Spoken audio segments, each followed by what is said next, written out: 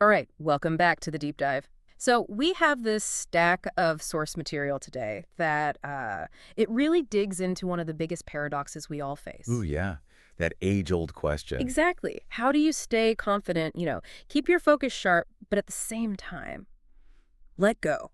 Let go of that need to control every single thing. It's such an essential question, especially right now. And the Yeah. materials we have, they blend the tactical with the profound. We've got a super specific daily guide for one day. Right. Then there's the bigger strategic advice from a major planetary shift, Neptune going direct. And then this amazing, this vivid metaphorical story, the StoryScope of the tides of Aetheryn. That's it.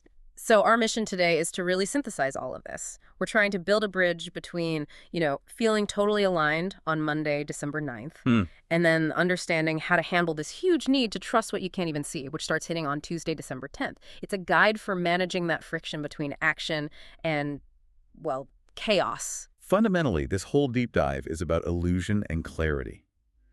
The material is asking all of us to rise above the day-to-day noise, the purely human perspective, and just accept that sometimes the only way forward is to surrender the map. I like that. Surrender the map. And we're going to walk you through that transition, step by step. Help you understand why the universe is asking you to loosen your grip and what you really stand to gain when you do. Okay, let's unpack this, starting with the immediate, right? The tactical energy of the day, December 9th. The foundation seems to be strength. It is. The source material tells you that small choices shape a bigger, braver day. So this isn't the day for some massive, risky move. No, not at all. It's about micro adjustments that feel authentically you. The whole day is built on a kind of internal honesty. Your confidence is high, which is great, but that also brings a certain sensitivity. Okay, so how do you navigate that? The advice is clear.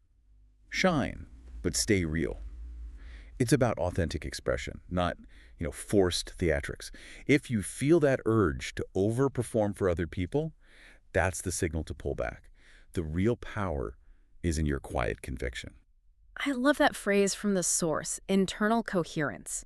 We hear about being in flow all the time, but when the sources describe this, what does that coherence actually look like in terms of real world decisions? Yeah, that's a great question. Is it just a good mood or is there something more tactical going on? Oh, it's far more tactical than a mood. Coherence is when your internal desires, your moral compass, and what's actually happening around you, Ah, they all just click, they align. okay. And when you feel it, your actions become so much more efficient. Yeah. Material describes it as action that is warm, purposeful, and kind. It just gets rid of that second-guessing loop you all get stuck in. You're not fighting yourself anymore. So if you're feeling that coherence, what's the play? It's not a day to just sit back, right? Absolutely not. The advice is really targeted. Follow those little sparks of inspiration, those tiny aha moments, and move toward one doable step. One doable step. Yes, and that step needs to be strategic in two ways. First, it has to protect your existing relationships. And second, it has to advance the plans you genuinely believe in. So a tricky email at work. That's a perfect example. Coherence means finding the exact words that move your goal forward without burning any bridges with your team. It's about achieving effectiveness through alignment, not through force. Mm. You trust yourself enough to know that these small, real actions will have big ripple effects. And here's where the plot twists. Because that lovely sense of alignment, it doesn't hold. Nope. We get a really sharp pivot in the daily arc. We go from confidence and coherence straight into disruption as the evening rolls in. So what happens when that rug starts to get pulled out from under us? That shift is so jarring because it hits precisely when you feel your strongest. Tension starts creeping in, communication suddenly has friction. Right. It could be unexpected news, like a contract delay or a meeting getting canceled, or just that unsettling feeling that something you thought was totally solid an hour ago is now Yeah. uncertain. That foundation just feels shaky. And that whiplash feeling can derail a whole week if you let it. But the advice here, this seems to be the key to it all.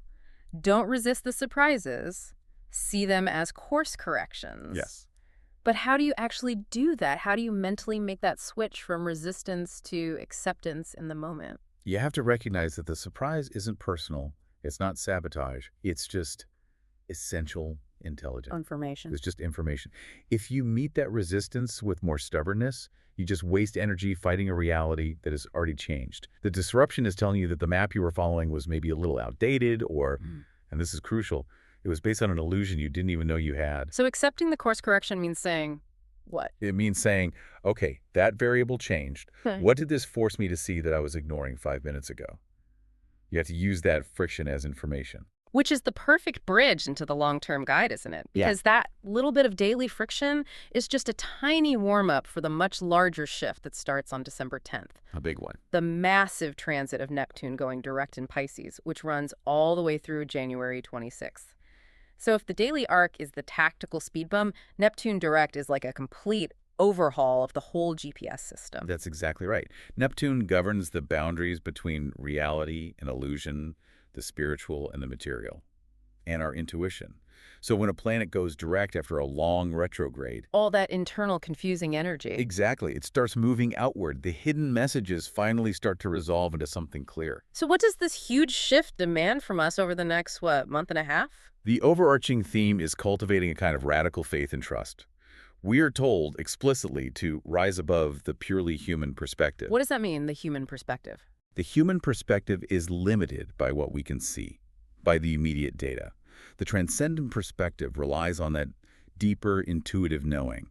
It means trusting your intuitive insights, your imaginative aspirations, even those fragile connections that link you to life. Fragile connections, like those ideas or relationships that feel important, but you don't have any tangible proof yet. That's them, the ones that don't make sense on a spreadsheet. Okay, that idea of trusting the vastness is beautiful, but I have to ask the critical question here. For someone who has built their life on being competent and controlling the variables, surrender can sound a lot like failure or apathy. Right, it can sound like just giving up. Does the source material make a distinction between that act of trust and just throwing in the towel? It absolutely does. The benefit of this transit is immense clarity. The source says the hidden conveys its message with greater clarity. You start seeing through illusions that have merely been a smokescreen. But, and this is a big but, that clarity is conditional. It's a reward, not a given. Okay, so there's a prerequisite. What is it? It's some tough love, really. The fog only clears when we stop pretending we don't see it. Surrender, in this context, is an active engagement with the truth, no matter how uncomfortable. It means letting go of those overly idealistic visions that don't have any substance. The comfortable fantasies. The comfortable fantasies that are holding you back. This transit demands that you address the consequences of avoidance, all those forms of escapism, apathy, and addictions. These aren't just moral failings. The source frames them as active choices you make to keep the fog thick around you. Wow. So surrender isn't giving up the goal, it's giving up the lie that was wrapped around the goal. Precisely. If you're struggling with a habit that offers temporary relief but just perpetuates confusion, whether it's doom scrolling or drinking too much or just overcommitting to feel busy, that's the illusion Neptune is asking you to confront. The core directive is simple but so powerful. Surrender to the process. Release attachment to seeing the outcome. That concept, surrendering the map, it's abstract. It's a really big ask, which I think is why our sources then move us so perfectly into the metaphor. Yes. The StoryScope of the Ties of Aetheryn, which makes this abstract need for surrender feel tangible. We meet Lyra Solenne. She's a highly skilled navigator for something called the Celestial Drift Corps.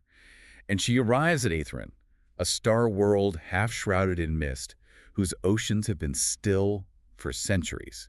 It's the perfect picture of stagnation, a place frozen because something deep inside it won't move. And Lyra's a technical expert, but the second she sees Aetheryn, she gets this immediate gut punch intuition that just completely contradicts all her training, all her instruments. She whispers it. The tides are waking, even though her crew scanners are showing absolute total stillness. And this is the central conflict in narrative form, isn't it? The data, the charts, your entire trusted crew, when they all tell you one thing, but your deepest inner compass says something else. Which one do you trust? And she chooses her gut. She chooses her internal feeling. She's following that Neptune directive to trust her intuitive insights. And she follows that feeling right down into the descent, which turns out to be immediately perilous. And the descent is where the story just comes alive. Yeah. They're slipping through these layers of opalescent fog that felt sentient, alive. Yeah, it's not just weather, it's psychological interference. Instruments flicker, the crew starts having strange dreams, whispers, memories that were not their own. It's an information overload designed to confuse you. The fog is actively testing them. The source says it pulled at their threads, trying to dissolve their identity, their old beliefs, their fears. This is the exact moment where resistance would make that fog impenetrable. Absolutely. But Lyra, she handles it differently. She felt the fog pulling at her illusions, her fear of failure, her old need for absolute control, and instead of fighting to hold on to those comfortable lies, She just lets them go. she simply surrendered. She allowed those illusions to be stripped away. And because she didn't resist, the fog parted for her. This is so critical. The moment she stopped clinging to her control panel and her pre-approved flight path, the path ahead actually became visible. The power of this place isn't in resisting the chaos. It's in letting the chaos dissolve your attachments. Which leads right to the breakthrough moment, the awakening of the tides. Lyra sees the ocean shining with its own inner light. The waves are breathing, forming ancient glyphs. A clear, powerful message. And yet, and this is the crucial detail, her crew only saw still water. Right. Lyra's clarity is a direct result of her surrender. She's accessing a truth that's hidden from those who are still operating on that limited, human, data-driven perspective. Their scanners were totally useless. And as she's lifted by this luminous wave, the full weight of that intuitive message just hits her. It sinks right into her core. See beyond the human lens. Trust what rises within. And in that instant, her doubts, her fears of failure, they just dissolve. It's a full internal system reboot. She gets the clarity that the Neptune transit promises. Meanwhile, the crew is still stuck in the fog. And why? Because the fog had offered them something insidious. Comfortable illusions. Yes, the sources list them out. Success without effort, comfort without growth, pleasure without purpose. And these weren't harmless daydreams. They had weight. The source says the crew was literally drowning in them. That is such a direct application for the listener, isn't it? Success without effort. What does that look like in our lives? It's that instant gratification from comparing yourself to others or taking this shortcut that skips the hard personal work you need for real achievement. It's the comfortable lie, the one that prevents you from realizing your current habits just aren't enough. Exactly. And Lyra's advice to her crew is the exact application of that Neptune transit prerequisite. She just says, let them go. The fog only clears when we stop pretending we don't see it. Yeah. The crew was stuck because they were addicted to the feeling those lies gave them. You want the vastness to be revealed. You have to stop indulging the addictions to distraction, the things that make you feel busy without making you grow. And once that internal clutter is dissolved, the ultimate truth or Aetheryn is revealed. The ocean fully awakens and shows this colossal crystalline structure under the surface, humming with cosmic resonance. It's not geology. It's described as an ancient consciousness, a guidepost. And that consciousness offers the core guidance for anyone struggling with uncertainty. The wisdom whispered to Lyra was, you are drifting in the direction you need to go. Surrender the map. Trust the tide.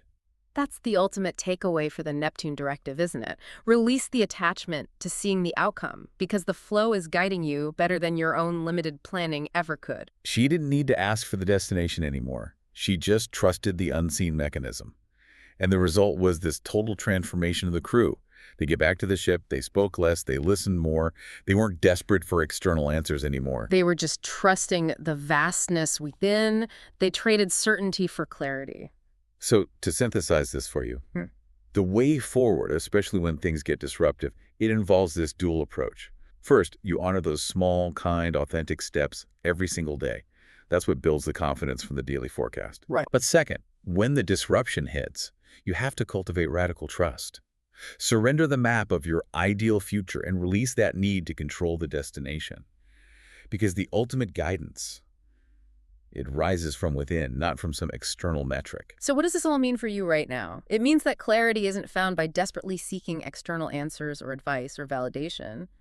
The clarity you actually need, it comes from the much harder internal work of dissolving your own comfortable illusions. The fears, the quick fix stories, the attachment to control, that's what keeps the fog in place. Exactly. And here's an important question to maybe sit with long after this deep dive ends. The source tells us that this colossal crystalline consciousness, it fell dormant when the galaxy's intuition dimmed. So that raises a pretty profound question for you. What choices, what comfortable beliefs, or what desperate attachments are currently dimming the vast intuitive tides within you? And how do you ensure that vital oceanic connection remains wide awake?